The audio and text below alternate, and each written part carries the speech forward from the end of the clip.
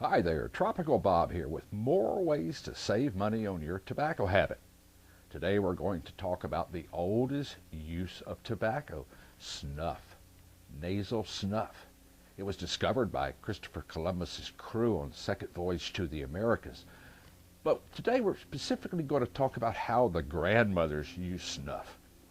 It wasn't ladylike to stick it up your nose the way it's designed to be used.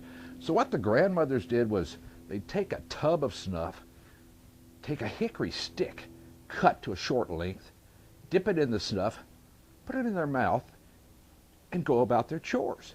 Now we can duplicate that. If you look at this, it's a very thin dowel that I got in a hobby area of Walmart. Take the dowel, which is bigger than a toothpick. Toothpicks just aren't big enough and won't last long enough. So take the dowel, some toenail cutters, and cut you a little length of dowel stick. Now, what you want to do is open your snuff. This happens to be Swiss chocolate. I would prefer really tasty snuffs that smell good in the nose, but they're also going to taste good. Not a lot of snuffs do. Moisten the little stick. Dip it into your Dolakia Swiss chocolate snuff. It will coat a part of the end of the stick. Put that in your mouth and rest it there. The taste is pretty good. And what happens is the stick begins to absorb the nicotine after repeated use. So the stick itself becomes a source of nicotine. But the snuff resides between the cheek and the gum and is absorbed by the mucosal membranes there. All right? It's very good. Now, to carry it with you for portability's sake, you can go to like a Cracker Barrel or something and get you a little wooden toothpick holder. Old guys in the South just love toothpicks. They have them hanging out of their mouth all the time. So they carry them in these little toothpick holders that snap shut like this, roughly the size now of a cigarette, and you can carry them in your shirt pocket, just like this, if you don't want it hanging out of your mouth all day. Basically, though, where I live, hanging out of your mouth all day is pretty cool. You can work at your desk this way. A little difficult talking. You can work at your desk this way, and nobody will raise an eyebrow on what you're doing.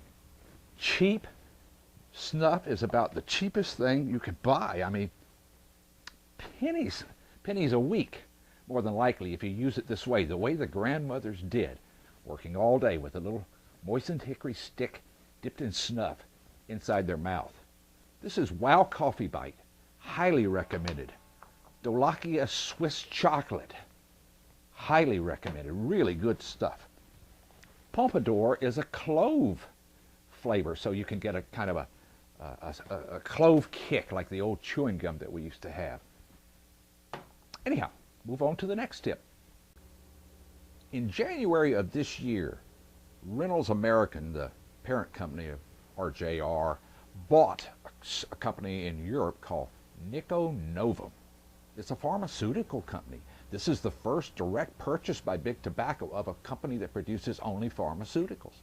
Well, they produce what is in reality snus, a snus packet, but they deem it a medical product, which may have interesting ramifications for future legal issues. They deem it a medical product, but they also produce two other products. One is a gum.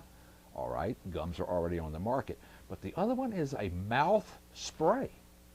A mouth spray containing nicotine. I was interested in that. How could we make a mouth spray? I began actually with an experimentation of a product that already exists, and that's a nasal spray. Big Pharmaceutical offers a nicotine nasal spray. It's a very pricey item, and it irritates your nasal passages something fierce. Takes about a week to get used to it. I'm not going to use that. I don't need a lifetime addiction to a very expensive pharmaceutical product. So I went out to my friendly drugstore and got me some nasal crom, a little nice nasal inhaler. It makes a little mist like that.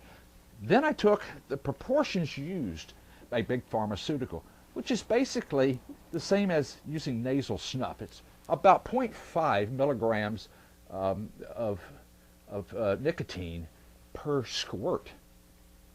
So I took some 48 milligrams per milliliter nicotine liquid, used 2 grams of this, what is it? I don't know. I don't use this metric system stuff. We're Americans. We don't use metric system. But anyhow, we do use syringes like this to refill the cartridges in electronic cigarettes that I own. So I've got my nifty little measurements right down the side. And what I want is 8 of plain nasal spray solution, 2 of nicotine. Shake them up, mix them together in something like this, and you've got homemade nicotine nasal spray. Am I going to use it on camera? No. This stuff is incredibly irritating. Squirted up. It took me literally about 5 days to get over tears running down my eyes, burning sensation there. This is incredibly irritating stuff, just as big pharmaceuticals is. You do get used to it. I don't know how, but your nose somehow adapts to this stuff, and it doesn't irritate quite so much. It's a pretty quick nicotine hit. It also stinks. So I'm not real fond of this. Throw that away, okay? We'll just put that down. What I am fond of is the product that Niconovum made, and I went the same way in creating a mouth spray. I began with chloroseptic and grape flavor for children. Love this stuff. I use it every night anyhow before I go to sleep to prevent my mouth drying out when I pop my mouth open and start breathing. So I put in 8 chloroseptic, 2 48 milligram unflavored, tasteless liquid containing nicotine. Put them in a little sprayer I got. Almost dropped the little sucker. These can be purchased this way. Now I've used almost all of it up because I like this. Okay, so here we go. 2. I just got anywhere from 1 to 2 milligrams of nicotine. Now a cigarette delivers about 1 milligram for each one smoked, so I just smoked a cigarette, maybe 2 cigarettes. The estimate on the Niconovum website that Reynolds bought, RJR bought, is that 50% of the nicotine is absorbed used this way. And they say their clinical trials show that this is second only to cigarettes in speed of delivery to the bloodstream. That's pretty good. Cigarettes, of course, come in through the mouth, and some of it's absorbed there, some of it in the upper airways, and a lot of it from the lungs.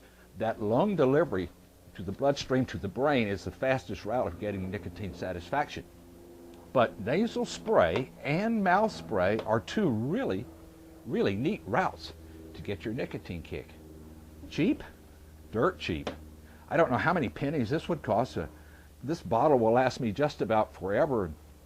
You can get 30 milliliters of this stuff, probably a 3-month supply for a lot of people, for about $30, about $1 a liter, a milliliter.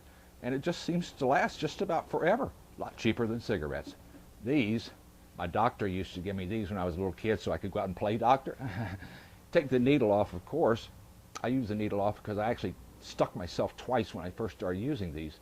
But this is how we refill the cartridges in electronic cigarettes. You put it into the liquid and bring the plunger up to wherever you need. A cartridge contains about 1.5 milliliters of fluid. So you want 1.5 sucked up into here, and then you inject that into your cartridge.